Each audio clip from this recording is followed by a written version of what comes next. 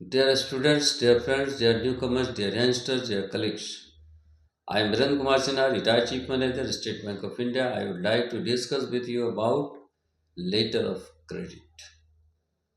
Letter of credit is a bank issued document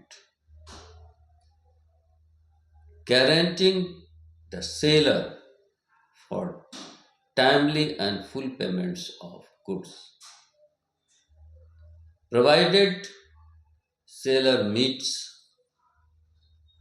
a specific delivery of goods and terms and conditions. So, letter of credit is very important for exporter as well as importer. Buyers bank is opening bank, seller bank is negotiating or advising bank. So, there are two or three banks in the process of letter of credit.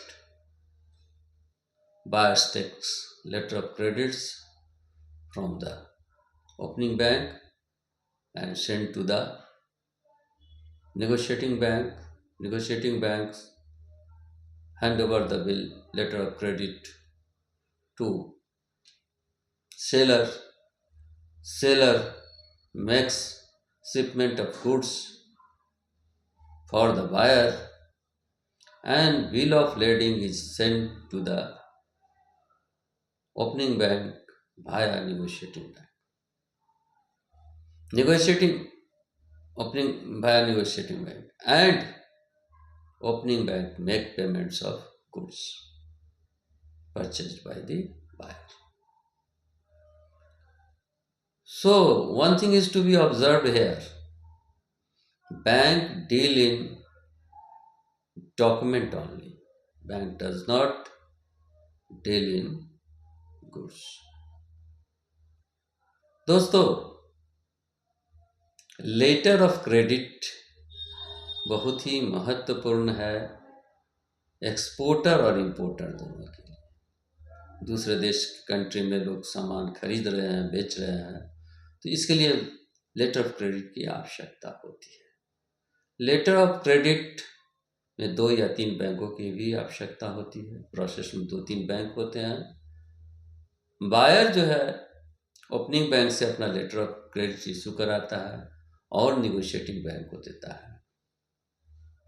Letter of credit के द्वारा opening bank guarantee लेता है कि वो जो opening bank guarantee लेता है कि बायर निश्चित रूप से गुड्स को खरीदेगा, इसकी गारंटी लेता है और उसके पेमेंट फुल पेमेंट की गारंटी लेता है। लेकिन सेलर बैंक को भी अपना टर्म्स एंड कंडीशन पूरा करना पड़ेगा, गुड्स को सही तरीके से भेजना पड़ेगा और डॉक्यूमेंटेशन सही होना चाहिए। इस तरह लेटर ऑफ क्रेडिट इशू होता है। लेटर ऑफ क्रेडिट इशू होने के बाद ओपनिंग बैंक से इशू होता है और निगोशिएटिंग और एडवाइजिंग बैंक के पास जाता है। वहाँ जाने के बाद वो सेलर को हैंड ओवर किया जाता है। सेलर उसके आधार पर, उसके टर्म्स एंड कंडीशन के आधार पर गुड्स को डिलीवर करने के लिए शिपमेंट करता है और सामान वहाँ से चलता है। और बिल ऑफ लेडिंग जो कि डॉक्यूमेंट होता है नेगोशिएटिंग बैंक के द्वारा ओपनिंग बैंक को भेज दिया जाता है। ओपनिंग बैंक सारे डॉक्यूमेंट का वेरिफिकेशन करता है, देखता है कि हर तरह से वो ऑर्डर में है, तो फिर वो उसका पेमेंट करता है। इस तरह से ये प्रोसेस चलता है और सामान का आदान प्रदान, एक्सपोर्ट इंपोर्ट आसानी से होता है। इससे इसमें लेटर ऑफ क्रेडिट का एक बहुत ही अहम रोल है। यहाँ एक चीज़ ध्यान देने की बहुत ही आवश्यकता है कि बैंक केवल डॉक्यूमेंट डील करता है, गुड्स से इसका कोई मतलब नहीं है। गुड्स क्या है क्या नहीं है, सही है गलत है, इससे मतलब नहीं है। वो जो टर्म्स एंड कंडीशन जो होता है लेटर ऑफ क्रेडिट में और टर्म्स एंड कंडीशन जो होता है बिल ऑफ लेडिंग का, उसके आधार पर बैंक डील करता है।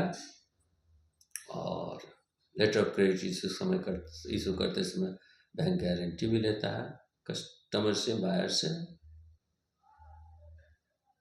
ताकि वो किसी तरह से नेग्लेक्ट नहीं कर सके गुड्स के आने पर और अपने टर्म्स एंड कंडीशन से पीछे नहीं हट सके। तो इस तरह से लेटर ऑफ क्रेडिट इशू किया जाता है, गारंटी में सिक्योरिटी कोलेट्रल और वगैरह ले करके, और फिर पेमेंट किया जाता है जब गुड्स आता है। धन्यवाद।